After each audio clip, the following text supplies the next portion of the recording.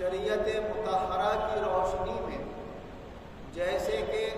صدقہ فطر ادا کیا جاتا ہے 2 کلو گیہوں یا اس کی قیمت، ویسے ہی ایک روزے کا فدیہ ہوتا ہے۔ چاہے آپ ایک روزے کے بدلے 2 کلو گیہوں دے دیں یا ایک روزے کے بدلے اس کی قیمت دے دیں کسی غریب آدمی کو۔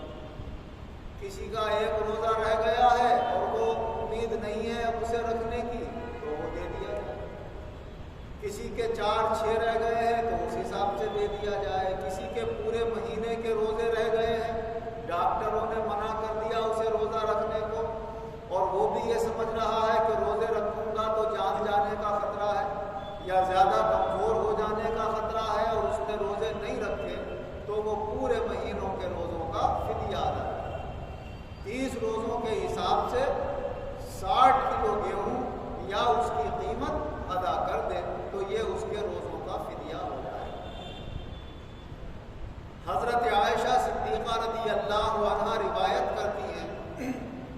کہ جب رمضان المبارک کے مہینے کے میرے روزے رہ جاتے تھے رکھنے سے تو ان روزوں کی میں قضا اس وقت کیا کرتی تھی جب حضور صلی اللہ علیہ وسلم شعبان کے مہینے میں خود بھی نفلی روزے کثرت سے رکھتے تھے، تاکہ حضور صلی اللہ علیہ وسلم روزے رکھنے میں اور عبادت میں مشغول ہیں اور مجھے زیادہ آپ کی خدمت کی ضرورت پیش نہیں آ رہی ہے، اس لحاظ سے میں پورے سال روزوں کی قضا نہیں کر پاتی تھی اور شعبان کے مہینے میں اپنے روزوں کی قضا کر لیا کرتی۔ حضور نبی اکرم صلی اللہ علیہ وسلم نے ایک حدیث پاک میں یہ بھی ارشاد فرمایا جس کے راوی ہیں حضرت ابو ہریرہ رضی اللہ عنہ کہ عورت کے لیے یہ جائز نہیں کہ اس کے گھر میں اس کا شوہر موجود ہو اور اس کی بغیر اجازت وہ نفلی روزہ رکھے۔ اگر نفلی روزہ رکھنا ہے اور گھر میں شوہر موجود ہے تو اول تو اجازت لینا بھی نہیں چاہیے، نفلی روزہ رکھنا ہی نہیں چاہیے عورت کو کہ پتہ نہیں شوہر کی کس وقت کیا ہمیں خدمت کرنا پڑ جائے اور کس خدمت کے لیے شوہر طلب کر لے۔ لیکن اگر رکھنا بھی چاہے تو وہ اجازت لے لے شوہر سے، اس لیے کہ اگر اجازت نہ لے تو زیادہ بہتر یوں ہے کہ روزے کے نام سے شوہر بھی شرمندہ ہوگا کہ آپ منع کرتا ہوں تو اچھی بات نہیں ہے، اور مجھے اچھا بھی نہیں لگے گا کہ یہ روزے دار ہو اور میں اس سے کہوں ذرا کھانا دے دے، ذرا پانی دے دے، ذرا یہ چیز دے دے، تو اس لحاظ سے شوہر منع بھی نہیں کر پاتا اور اجازت دے دیتا ہے۔ تو زیادہ سمجھدار اگر عورت ہے اور شریعت کے قوانین سے واقف ہے تو حضور نے اس حدیث میں اجازت کا لفظ نہیں بولا ہے، بلکہ یہ فرمایا ہے کہ گھر میں شوہر موجود ہو، کہیں آئے جائے نہیں، سفر میں نکلا ہوا نہ ہو تو اس وقت عورت کو روزے نہیں رکھنا چاہیے۔ اور یہ بھی فرمایا حضور نبی اکرم صلی اللہ علیہ وسلم نے کہ اپنے شوہر کے گھر میں کسی ایسے شخص کو آنے کی اجازت نہیں دینا چاہیے جسے شوہر پسند نہیں کرتا ہے آنا۔ اور پھر یہ فرمایا کہ اگر کسی کو اپنے گھر میں شوہر کے گھر میں آنے کی اجازت دینا ہے تو پہلے شوہر سے اجازت لے کہ کیا فلاں شخص کو میں آنے کی اجازت دے سکتی ہوں، اس کے بعد اجازت دے گھر میں آنے کی۔ مگر یہ ساری چیزیں شریعت قرآن اور حدیث کو پڑھنے، سننے، سنانے اور سمجھنے سے حاصل ہوتی ہے۔ اب لوگ دین سے دور ہوتے جا رہے ہیں، پرواہ نہیں ہے، گھر میں خالہ زاد بھائی آئے، مامو زاد آئے، چچا زاد آئے، ایک رواج ہو گیا، ایک رسم ہو گیا کہ آتے ہی جاتے ہیں سب ایک دوسرے کے یہاں، شوہر چاہے پسند کرے یا نہ کرے اس کی پرواہ نہیں ہوتی۔ تو یہ ہمارے اسلام سے دور ہونے کی وجہ ہے، اسلامی باتوں کو سمجھنے سے دور ہونے کی وجہ ہے۔ پہلے سے ہی اگر سمجھدار عورت ہے تو اپنے شوہر سے اجازت لے لے، کبھی میرے یہاں میرے ماموزاد بھائی بھی آ سکتے ہیں، کبھی خالہ زاد بھی آ سکتے ہیں، کبھی چچا زاد بھی آ سکتے ہیں، ہم ایک دوسرے کے آیا جایا کرتے تھے، اگر آپ کی اجازت ہو کبھی آئیں تو میں اندر آنے کی اجازت دے دوں، تو اس وقت وہ لوگ گھر میں آ بھی جائیں گے اور گناہ سے بھی عورت بچ جائے گی۔ اصل ہے اللہ اور اس کے رسول کے حکم کے مطابق زندگی گزارنا۔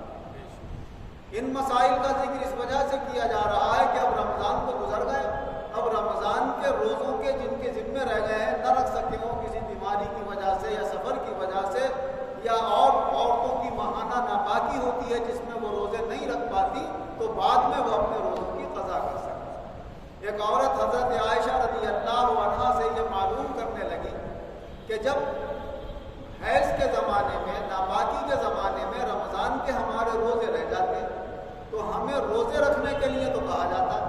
لیکن جو ناپاکی کے زمانے کی نمازیں رہ جاتی ہیں وہ ہم کیوں نہیں پڑھتے؟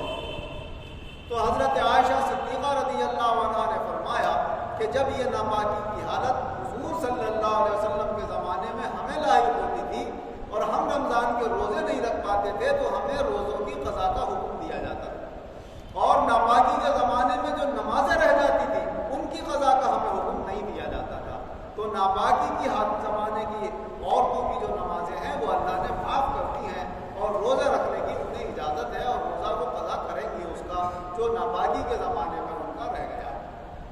اسی طرح رمضان المبارک کا مہینہ گزر گیا ساتھ خیریت کے، اور اللہ نے کسی کو پورے روزے رکھنے کی توفیق عطا فرما دی۔ اب اگر رمضان کے بعد وہ شوال کے 6 روزے رکھنا چاہتا ہے تو یہ نفلی روزوں کی بھی بہت بڑی برکت ہے اور بہت بڑا ثواب حضور صلی اللہ علیہ وسلم نے بیان فرمایا۔ حضرت ابو ایوب انصاری رضی اللہ عنہ سے روایت ہے کہ حضور صلی اللہ علیہ وسلم نے ارشاد فرمایا کہ رمضان کے بعد جو شخص شوال کے 6 روزے بھی رکھ لیتا ہے تو اللہ تعالیٰ اسے پورے سال روزہ رکھنے کا ثواب عطا فرماتا ہے۔ اب یہ 6 روزے جو ہیں اس میں عوام میں بہت ساری غلط فہمیاں بھی مشہور ہو گئی ہیں۔ اس میں سے ایک غلط فہمی یہ ہے کہ بعض لوگ یہ سمجھتے ہیں کہ اگر عید کے دوسرے دن فوراً روزہ رکھ لیا تب تو ہم 6 روزے اس مہینے میں رکھ سکتے ہیں، عید کے مہینے میں، اور اگر فوراً نہیں رکھا تو پھر وہ ثواب رہ جاتا ہے اس کا، وہ ہم نہیں رکھ سکتے۔ تو ایسی کوئی پابندی نہیں ہے، چاہے عید کے دوسرے دن روزہ رکھنے کا موقع ملے یا نہ ملے، مل جائے اور دل چاہ رہا ہے رکھنے کو تو رکھ لو، نہیں دل چاہ رہا ہے تو 2-4 دن کے بعد رکھ لو۔ فاصلے سے 1-2 دن کے فاصلے سے بھی 6 روزے پورے کیے جا سکتے ہیں،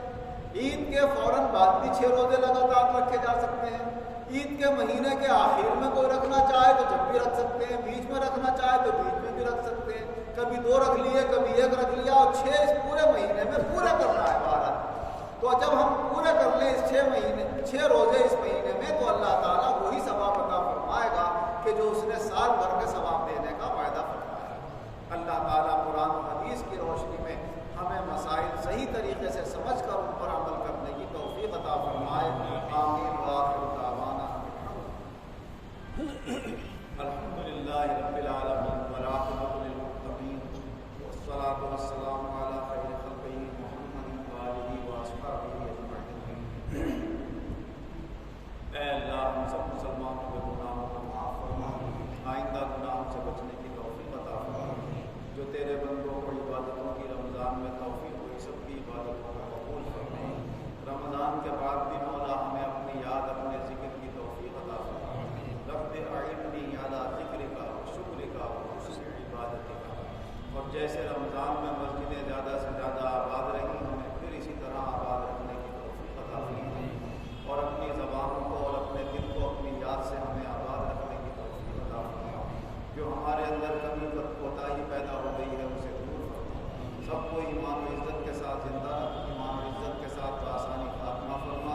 اور جب تک دنیاوی زندگی ہو صحت و سلامتی کے ساتھ، اپنی دینی دنیاوی نعمتوں کے ساتھ، اطمینان والی زندگی لمبی عمر کے ساتھ عطا فرما، جب خاتمہ فرما بآسانی ایمان و عزت کے ساتھ فرما، آخرت میں بھی ہر منزل ہماری آسانی کے ساتھ پار فرما کر ہم سب کو جنت میں داخل فرما۔ آمین بجاہ النبی الکریم و بحرمت السائر المرسلین، وصلی اللہ تعالی